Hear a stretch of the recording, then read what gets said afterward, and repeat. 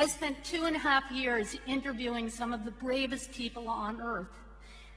Some are well known, but most are not well known beyond the borders of their countries, and I asked them why they become involved in human rights, what keeps them going, why do they continue to do it when they've been imprisoned or tortured or their families have been threatened with death, and they get out of prison and they go right back and do it again.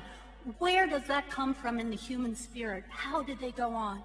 And the answers were deep and full of wisdom. They were people like Elie Wiesel, who survived the Holocaust as a child, who said, "My dream for the future is that your children won't have my past."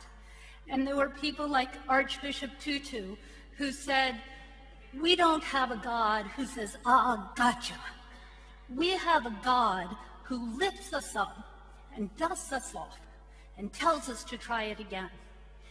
And there were people like Marian Wright Edelman. Marian Wright Edelman was the first African American to pass the bar and be able to practice law in Mississippi.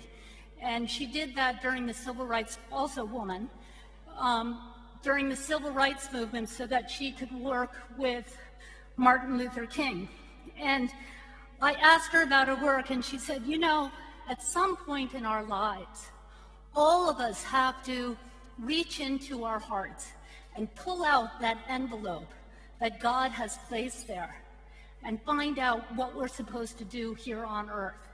And she said, "I was blessed because at a very young age, I found a cause that was worth dying for.